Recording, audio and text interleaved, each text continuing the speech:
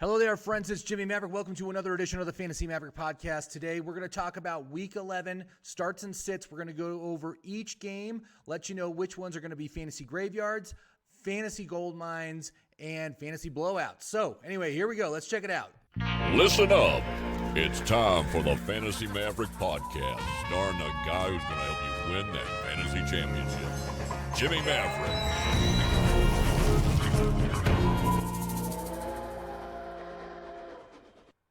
Hello there, friends. It's Jimmy Maverick. Welcome to the Fantasy Maverick podcast. Thank you for joining me, coming at you from Santa Fe, New Mexico. And today we are going to talk about the Week 11 starts and sits.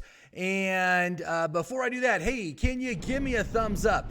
Leave a comment, share this with your friends, and of course, subscribe. All those things help me out with that YouTube algorithm. I do very much appreciate it, so thank you in advance. So anyway, last week, I got to tell you, one game of mine, I can't believe how it ended because Monday night, I had two players playing. They were coming on strong. But in the end, I literally lost by 1 yard. That's right. I lost by 1/10 of 1 point on this game on Monday night.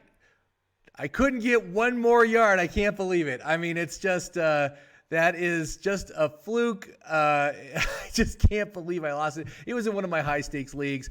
Fortunately, in this league, I am still in fourth place. I'm still in playoff position. I'm in fourth with both points and record. I'm about 30 points ahead of the people behind me, but there are three teams with my same record right behind me, so I got to keep winning. We got 2 weeks to go, and so that made me feel all right. I mean, it's like, okay, I lost. It would have been much better if I had eked out that win. I can't, like I said, 1 yard. I just 1 yard. And the thing is, that was a team that was playing Hawkinson, so I got a big goose egg from Hawkinson. If he had done anything, I would have won. So, it's just, well, anyway, you got to put it behind you.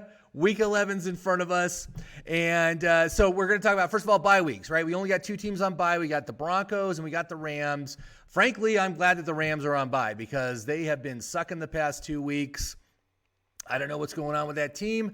And also the loss of Robert Woods. That's also a big issue for my teams. But hopefully they can get back on track after the bye. In the meantime, this week seems to be filled with an inordinate number of bad games. I actually have 6 games listed as fantasy graveyards. Now, a graveyard just means that there is limited fantasy scoring on both sides of the ball.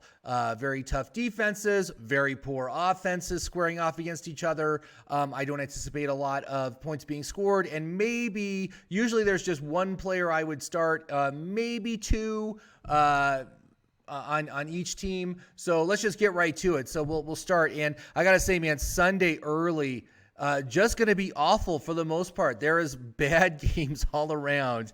But let's start. So first, Sunday early game, graveyard game, Saints at the Eagles. And Eagles currently favored by 1.5 points. The over-under on this game is 44. And for the Saints, the Eagles defense is actually top 10 against all positions except for the running back. So Alvin Kamara is an automatic start if he plays. If Kamara sits, then play Ingram. But if Kamara plays, I would not start Ingram just because I think it's going to be a really tough game. But you can't recommend anybody else on the Saints right now. There's just no way. On the Eagles side, the Saints are top 3 against running backs. So given the committee nature of the Philadelphia backfield, I'm inclined to just sit everyone. Jordan Howard, who appears to be the lead back, he only got 12 touches last week and no targets. And you can't start somebody like that. That's literally not a player you can start. He's only valuable if he gets a touchdown. And so I don't like that. Also, Dallas Goedert probably out with a concussion. So that means Devonta Smith, absolute must start. Top 5 matchup for him, plus the additional volume. I think he's going to be great. He's going to be a great game for him. And of course, Hurts, always a start. He's got that nice safe floor with the running game. So, but that's it. That's it from these games. Those are the only 3 players I can say start. Kamara, Smith, Hurts. That's it. Next graveyard game, Dolphins at the Jets. Dolphins currently favored by 3.5. 45.5 points is the over-under on this game. So again, another projected low-scoring game. The Dolphins, I am not confident with anyone on this offense, regardless of how good the matchup is. Gaskin has averaged 2.2 yards per catch over the past 3 games. And so he is a definite sit. Gesicki has proven himself to have a rock-bottom floor, a 0-point floor. He's done it twice this season. Of course, last week was just a bad game. He did get 7 targets. So I would say go ahead and start him again because he's getting the volume. He just didn't come through last week at all.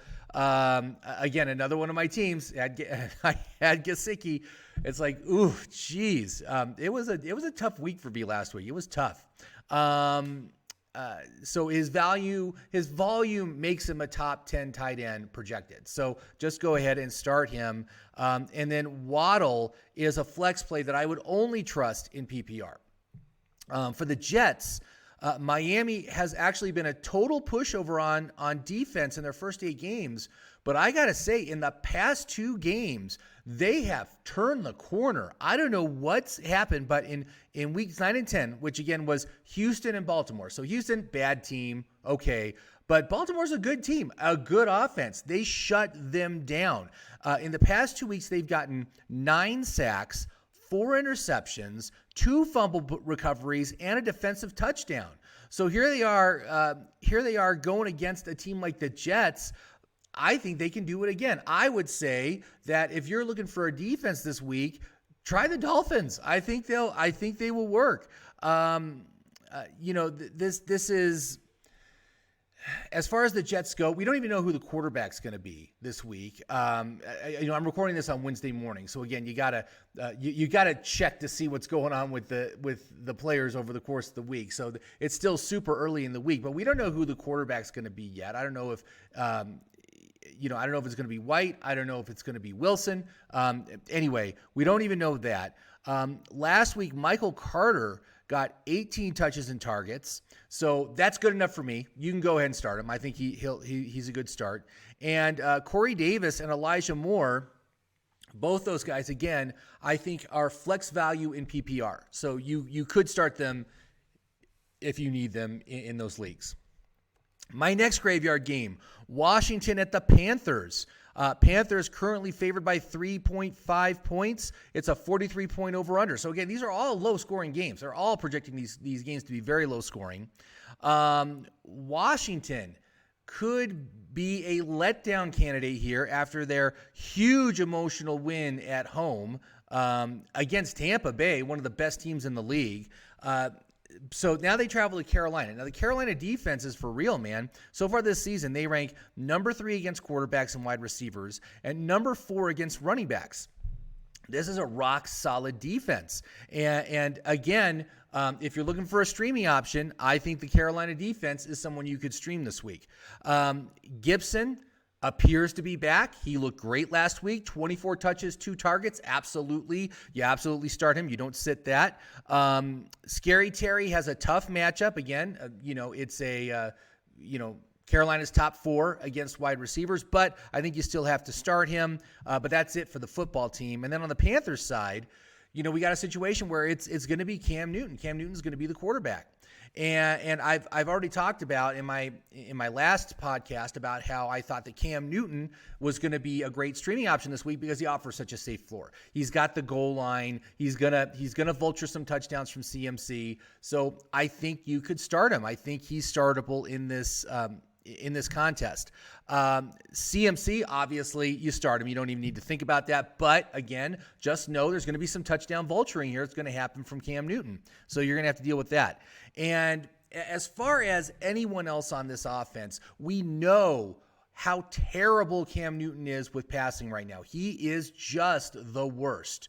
And I know we did toss a touchdown pass last week, but it's hard to count on that. I am inclined to sit DJ Moore despite the good matchup because, again, his volume has been terrible, and I just don't see a lot of upside. I don't see any real upside with Cam Newton being the quarterback for any wide receiver. So that's where I'm at with that one. Next graveyard game, Lions at the Browns, another Sunday early game. Browns are favored by 10. The over-under is 45 points. And as far as the Lions go, holy cow, man, Swift getting a Derrick Henry workhorse level game last week, 33 touches and 3 receptions. Unbelievable volume. That is crazy. Now, of course, that was a low-scoring game. This should be about the same. The Browns rush defense, very good, just like the Pittsburgh rushing defense, but I think he's going to be fine. And again, TJ Hawkinson, I'm just writing off last week. It was a quirk. I don't know why they didn't have him involved at all in the game plan. Obviously, he was running blocking routes for Swift. And of course, that could happen again. But in the 3 weeks prior to last week, Hawkinson's volume, 10 targets, 9 targets, 10 targets. Yes, you've got to start that. You can't sit Hawkinson. Go ahead and start him. And hopefully they won't forget about him in the offensive game plan. That's what we got to hope for. Now on the Browns side, we got to note that Chubb is back. Chubb, he was on the COVID list. Apparently he's fine. He's tested negative. I believe he practiced yesterday, so he's a go. Yes, you start Chubb. But if Chubb should happen to sit, of course you would start Dearness Johnson. They've both proven themselves to be worthy. I'm not sure I would trust Dearness Johnson with Nick Chubb playing, but it's just one of those things. If this happens, start him. If this happens, start him. That's what it comes down to.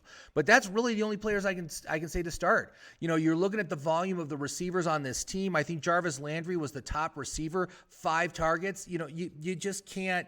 You can't start a player like that. You can't count on a player like that to give you decent fantasy production. So I'm just sit them all. Donovan Peoples-Jones, Jarvis Landry, all those guys, the tight ends too. There's just not enough volume going to any of them to make them fantasy relevant. So there you go. Next, graveyard game. Niners at the Jaguars, another Sunday early game. Niners favored by 5.5. Over-under is 46.5. Niners, okay, the big reason why I put this into my graveyard is because it's at the Jaguars and it's an early game. So we've got a West Coast team traveling to the Eastern time zone to play in the early game. That always throws off the offense. It always makes them sluggish. In almost all cases, it's hard to find an example of where a West Coast team has traveled to the East Coast for the early game and played very well. It just doesn't happen a lot. So that's why I'm cautious about the Niners. Now, of course, Deebo Samuel, he's on a course for a record-setting season, breaking Jerry Rice's yardage right now over the first 9 games. That's amazing. And so I would have to say the biggest MVP this year has got to be Deebo Samuel, just based on where his draft position was. I think he was like an 8th round pick, and how well he has performed this year, and that he's held up. He's always been a high injury risk player, and somehow he has made it through 9 games, no problems. He's doing great, so go ahead and start him. And of course, Kittle, start him too. He is looking fantastic since coming back from injury. So love both those guys. But backfield is kind of a mess right now. Eli Mitchell broke a finger in his hand. He may or may not play. I'm kind of inclined to sit the whole backfield until we get some clarity as to what's going to happen with like Jeff Wilson or Trevor Siemian or any of those guys. I'm sorry, Trey Sermon. Excuse me, Trey Sermon, not Trevor Siemian. Sorry, my brain was somewhere else there. But anyway, We'll have to watch what happens with practice this week. If Eli Mitchell is practicing in full, if he's able to play with this broken finger, then I think, you can go ahead and start him. But otherwise, I would be inclined to sit him and not start anybody else in his place. On the Jaguars side, James Robinson, absolutely a start. He's just the best part of this offense. But San Francisco is top 10 against receivers. So I'm just going to sit the lot of them. Jones, Shenault, Agnew, and the tight end Arnold. I just hate this offense, and I hate Urban Meyer, and you just can't trust any of them. The volume on all these guys sucks, except for maybe Arnold. But even so, I just don't trust what Urban Meyer is going to draw up. It's just crap for fantasy. It's crap. The final fantasy graveyard game, Cardinals at the Seahawks. This is a Sunday afternoon game. Cardinals are favored by 2. It's a 50-point over-under, so this one is on the higher end. But the reason why I'm rating it so low is because, first of all, on the Cardinals side, Kyler Murray and DeAndre Hopkins are probably going to be out again. Cardinals do have a Week 12 bye, and so that's leading me to believe that even if they think they might be able to go, they're probably going to hold him out. But Hopkins is dealing with that hamstring. Kyler, they don't want to have happen to Kyler what happened last year, where he played injured and his the quality of his play fell off a cliff. The fact that the Rams lost, the Cardinals are still the leaders in the NFC, and I'm betting they think they can beat the Seahawks. Even without those two players in there. So who do you play? Obviously, Christian Kirk, absolutely a start. And James Conner, absolutely. James Conner is actually the top start. Top 3 matchup. So he's great. They are going to focus this offense around him. And I think Christian Kirk is startable with DeAndre Hopkins out. He has been great since Hopkins went out. So I really like that. I think Ertz is a desperation tight end, but if you need one, I think you can start him. But that's it. That's it on the Cardinals. And on the Seahawks side, Wilson had a bad game, and he could have another one. The Cardinals are top 4 against the quarterback. So this is a really tough defense. DK Metcalf is the only player I would trust to start. I don't trust Lockett. His usage, it's just like it always is. Lockett has an extremely high ceiling, but his floor is 4 points. And that's what he's gotten in 3 out of the past 4 games. You just can't start a player that's doing that. And as far as the backfield goes, the Seahawks backfield, I would say don't start anyone. It's the Cardinals' run defense is 7th best in the league, so I would just stay away from that situation. If you can, just stay away. Don't bother with it. Now let's move on to the blowouts. Okay, so the blowouts, I've got 5 blowout games. The first blowout game, Patriots at the Falcons. Who do you think is going to blow out the other team? Well, obviously it's going to be the Falcons because that's what's happening this season. I don't even know. I'm just flabbergasted by some of these scores. Like when you see like Washington beating Tampa Bay, or who was it that blanked the Seahawks last week? I mean, Green Bay, right? Shut out the Seahawks with Russell Wilson. I'm just like, I'm shocked. But anyway, obviously, Patriots, you can't sit the Patriots run game. Damian Harris returned to practice this week. He's an auto start, top 5 matchup. That's this game. This team can run the ball better than anyone in the league right now, in my opinion. But because Damian Harris is back, I would sit Ramondre Stevenson. He has no value with Harris active. And Hunter Henry, dude catches touchdowns. He is this year's Robert Tonyan, right? Robert Tonyan last year got 11 touchdowns on like 36 targets. It was crazy. And basically that's where Hunter Henry is. He only gets 2 or 3 targets a game, but he gets 1 or 2 touchdowns a game. It's crazy. So go ahead, start Hunter Henry. I think he's good. And Mac Jones, I think, is a great quarterback streamer this week. He's put together 2 weeks in a row now where he's gone over 20 fantasy points. He's obviously a low volume, low floor quarterback, and this could certainly turn into a game where they just run the ball, 60 times, and he only throws the ball like 15 or 20 times. But I think it's a good matchup. He has another chance at probably throwing 3 touchdowns. So I'm going to go with that, and I'm going to start Mac Jones. As far as the Falcons go, at this point, you have to sit the entire offense. The New England defense is top 10 against quarterbacks and tight ends. And that run, their running game is nothing with no Cordarrelle Patterson. I don't trust it at all. So anyway, just go ahead and sit all of them.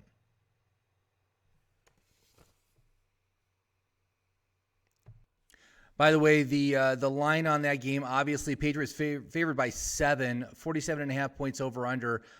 Boy, I tell you, I would take the over on that. I'd take the Patriots with that. I just don't think the Falcons can do anything right now. Next blowout game, Indianapolis at Buffalo. That's a Sunday early game. By the way, Patriots Falcons, that is the Thursday night game. So there you go. For the Indianapolis Buffalo game, Buffalo favored by 7. The over under is 50 points. As far as the Colts are concerned, the Buffalo defense ranks number 1 against quarterbacks, wide receivers, and running backs. So the only players that I can recommend for Indianapolis would be Jonathan Taylor and Michael Pittman, but that's it. And I think you definitely have to sit Carson Wentz. He's been playing great. I don't think it's going to happen this week, though, in this road game. For Buffalo, the toughest part of the Colts defense is their run D, which ranks number 2, so right behind Buffalo. So I would sit that entire backfield. I wouldn't bother with Moss or Singletary. It's kind of a mess anyway. Just don't even bother with that. Outside of that, expect a big game from Josh Allen and Stephon Diggs. The volume for Emmanuel Sanders and Cole Beasley is all over the place. Again, it's the worst kind of fantasy player where they get 10 targets one week and 2 targets the next. It's the absolute worst case scenario for fantasy football. I think somebody just dropped off a package. Okay, but anyway, where was I? Oh yeah. Okay. So anyway, they are a very, very risky start. I would not start them if you can. These guys are daily fantasy players anyway. You want them more for a daily fantasy lineup because of their upside. And Dawson Knox is a sit until we see some more volume. He's just not getting any volume. So that's it for those guys. Next blowout, Texans at the Titans. Sunday early, Titans favored by 10. The over-under is 44.5 points. As far as the Texans go, it's the same every week. The only player you can start is Brandon Cooks. That's it. End of story. For the Titans, Tannehill actually gets a good matchup. So I think he is a good streaming option for quarterback. I'm having a tough time trusting A.J. Brown right now. He only got 4 targets last week, but in the prior 3 weeks, he had 9 targets, 11 targets, 11 targets. So we can just call it an off game, and he should be better. But I got to say, man, I have been extremely disappointed with A.J. Brown this season. I took him in a number of leagues where I was able to get him late second, early third round. I thought I was getting such a good deal. And outside of Allen Robinson, I think that A.J. Brown is one of the bigger disappointments as far as the elite tier of wide receivers go. But I hope he bounces back. Apparently his schedule gets easier going forward. So hopefully he's able to actually become valuable for your fantasy team, which he has not been so far this season. And as far as the backfield of the Titans, stay away from it. Don't start anyone. You can't start anyone. Next blowout game, Steelers at the Chargers. Chargers are favored by 3.5. The over-under is 47.5. And with this, the reason why I put this here is because Big Ben is a question mark for Week 11. Apparently, he's dealing with symptoms related to COVID-19, but he is now tested negative, so he's able to return to the field. So it just depends on how he's doing. But if he doesn't play, it's Mason Rudolph, and this offense is going to suck. I mean, think about it. This offense could only score 16 points against the Detroit Lions last week. Only 16 points in 5 quarters. That's it. So, again, as far as starters on this team, Najee Harris, Deontay Johnson are must-starts, and Pat Freiermuth, despite the fact that he had that game-losing fumble. I mean, they didn't lose the game, but they lost the win. I'd absolutely start him as well. He got like 9 targets last week. Yes, you take that. On the Chargers side, I am having a real tough time trusting Herbert this year. Herbert, I had him tagged as a regression candidate because he had that record-setting rookie season, and that has played out very much as I expected. He's been all over the place. He's had some tremendously outstanding games, and then he's had a bunch of fantasy garbage games, a 10 to 15-point games, which based on his draft position, just not that good. He's been very disappointing for me. Again, I have lots of shares of Justin Herbert, and I shouldn't have taken him. The main reason I took him is because I took a lot of Keenan Allen, and I wanted to pair him up.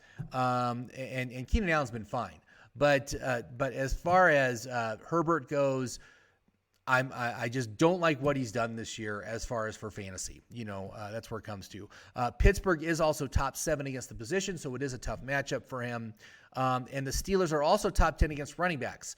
Now, I'm not going to sit Austin Eckler. You obviously start him. Keenan Allen is a must start, but anyone else like Mike Williams or Jared Cook or those guys, you got to bench them right now. They're not startable assets. They're not getting the volume. You can't trust them for your fantasy team, so just sit those guys. And the final blowout game is going to be the Monday Night Football game. Giants at the Bucks. Bucks are favored by 11.5. The over-under is 50.5 points. Now, the Giants do have some things going for them in the fact that they do expect Barkley to be back, so that's really good. Of course, it is a very the Buccaneers' run defense is really good, even though they got torched by Antonio Gibson last week. I think that was a bit of an anomaly. Obviously the Bucs are back at home. Tampa Bay is easier against the pass, and we don't know who's going to be back yet as far as the receivers go. Tony, Golladay, and Shepard all active this week. As far as who I would trust to start, I think I would only trust Shepard. I mean, again, volume to Golladay has just been nothing. He's got no connection with Daniel Jones. And Tony is very talented, but Tony hasn't been getting a lot of volume either. So I think only Shepard is the guy I would actually trust to start in this game.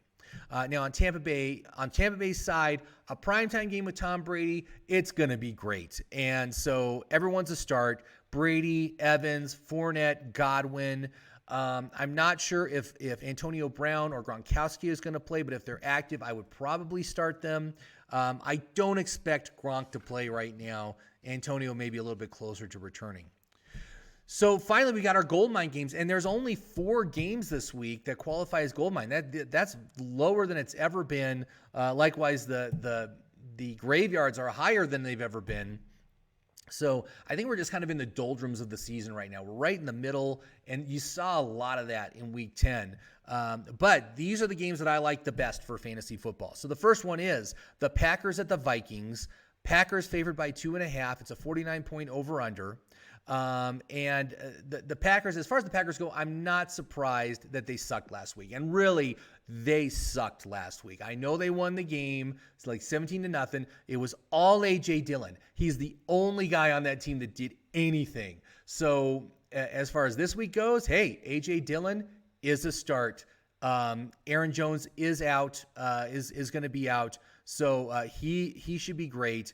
Of course, you're going to start Rodgers. Of course, you're going to start Devontae Adams. But I can't recommend anyone else on the offense. But those 3 are good choices. As far as the Vikings go, Green Bay defense shut out Seattle last week. They rank 8th against quarterbacks, 10th against running backs, and 6th against wide receivers. So this is a really good defense. I would not sit Dalvin Cook, Justin Jefferson, or Adam Thielen. And actually, of the offense, the one with the best matchup is Tyler Conklin. So I like him. I say you can start him this week. Go with Tyler Conklin as your tight end if you have him.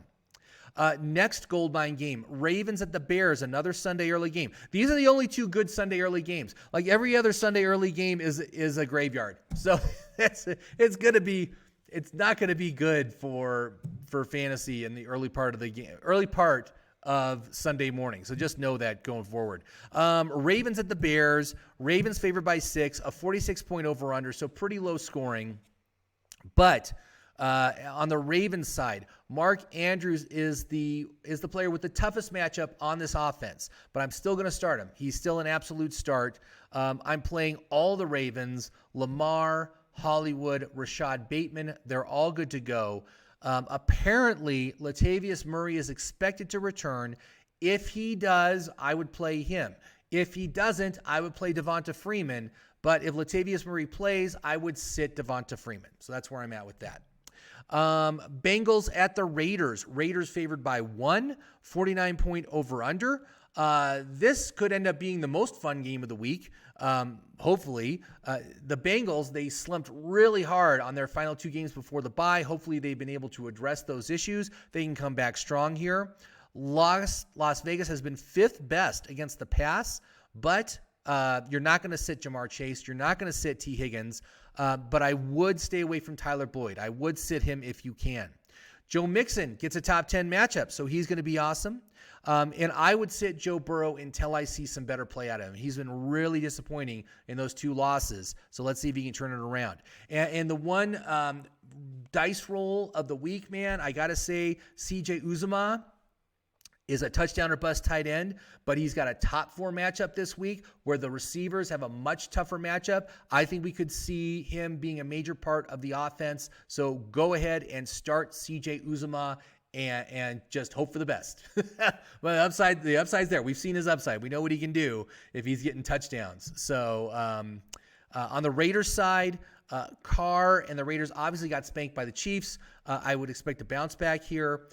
Jacobs, Waller, and Renfro all starts, decent matchups, but I would sit Derek Carr and Kenyon Drake right now as their volume just hasn't been enough. Finally, the final Goldmine game. It's the last Goldmine game. It is the Sunday afternoon game. Cowboys at the Chiefs. Let's hope this one becomes the kind of game we want to see. Like 100 points scored between these two teams. That's what I want to see. I mean, the defenses on both these teams are not that good. So we should be able to see something like this. Chiefs are favored by 2.5. The over-under is 55.5 points. Like I said, it's my fantasy game of the week. This is the kind of game that you hope will be everything that you expect it to be. Cowboys, fire them up. Dak Prescott, Zeke Elliott, CeeDee Lamb, Amari Cooper, all good to go.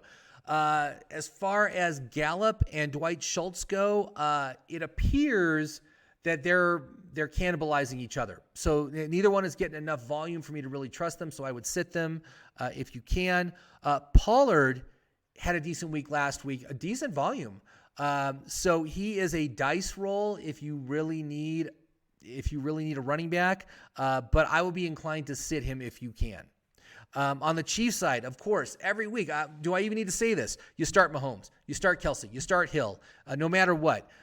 Darrell Williams is facing a top 5 rush defense, but his volume has been excellent, so I'm going to start him as well. And hopefully we just get into a shootout. That's what I really want to see. So anyway, hey, thank you very much for watching. Wow, this is a long one today. Thank you for sticking it out through the whole thing. I hope your teams are doing good. Obviously, we're in crunch time right now. Maybe only 3, 4, or 5 weeks left in your season before it goes to the playoffs. So good luck this week, and let's get some wins, and hopefully these games turn out the way I'm expecting. So anyway, thank you very much for watching. I do appreciate it, and we will be back next week to talk about the Week 12 waiver wire pickups. Have a good one, everybody.